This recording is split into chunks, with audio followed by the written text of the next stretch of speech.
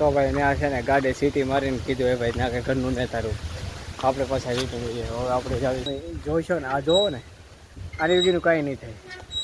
આ તમારે ખાવું હોય તોય આ કામ આવશે, પાણીનો બોટલ પીવો હોય છે તોય આ કામ આવશે. મોટામાં મોટી બેસ્ટમાં બેસ્ટ સ્ટોપ.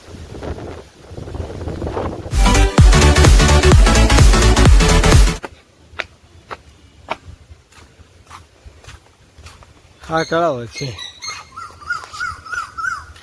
ચલો તો આરામથી.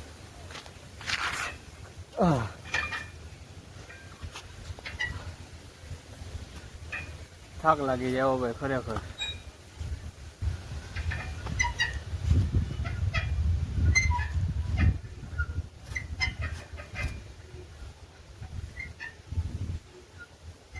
એક વાર તો નવઘણ કૂવો જોવા ગયો ના હું પડ્યો, હાથમાં લાગી ગયું.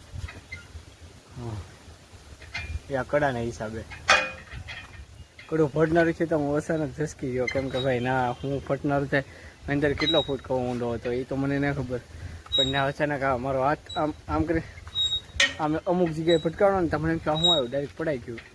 તો અત્યારે તો કદાચ આ ડે 2 થશે, પણ ખરેખર મજા આવી ગઈ બહુ.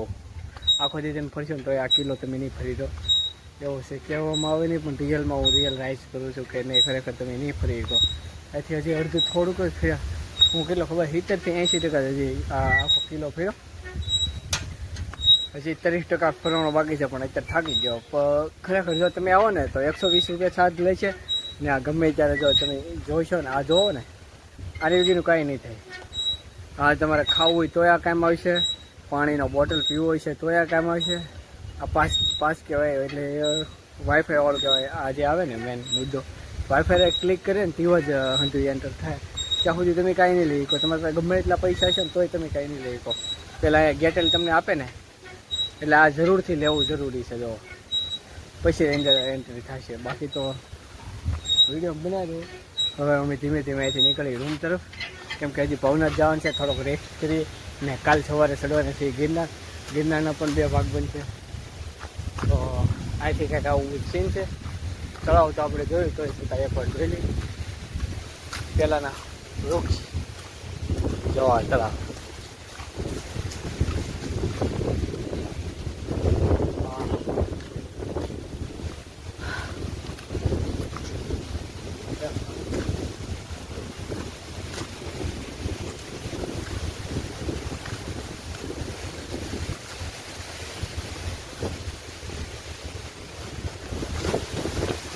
પવન જો કેટલો દુનિયાનો કાળા ગજબનો પવન આવે.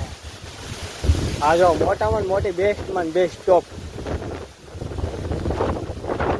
પૂરી લોખંડ એવો જો ભાઈ, આખો લોખંડનો ક્યુ મેટેરિયલ યુઝ થાય ખબર ને. જો આનું કંઈક આ નથી અહીંથી આ જુનાગઢ શું છે એ તો ખબર નહીં, પણ તમે અહીંથી જોઈ શકો.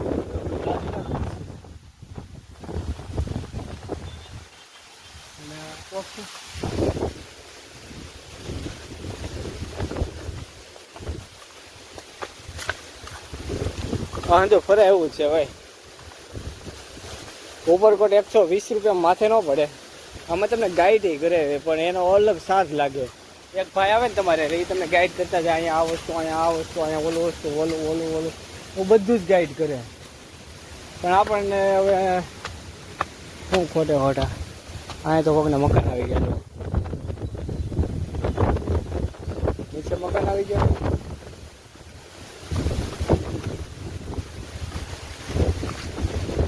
વાવ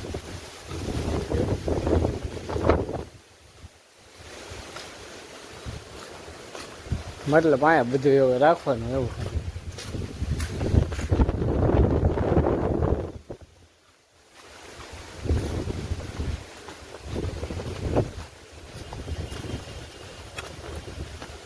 હવે આ શું છે? આ તળાવ જ છે, એક્ઝેક્ટ તળાવ જ છે બધું. હા જો પેલાનો હંધરો ખોતરેલો ભાઈ. આને તો મને લાગે 3 થી 4 ભાગ પાડવો જોઈએ, તેવો હોગા ભેગું થાય. કેમ કે આ બધું નહીં તેવું જોવા જેવું જ છે. જો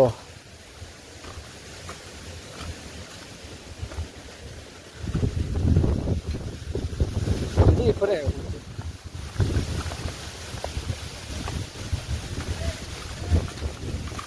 આમ જવાય આ સાઈડેથી જો જો એટલે આ પહેલા સમયનું કોટ રહેલું કહેવાય. હવે શું છે એ તો નહીં. હવે આમાં હંધી યાર નામ કોઈને આમ હંધી ખાસ બહુ ખબર ન હોય. આ હંધી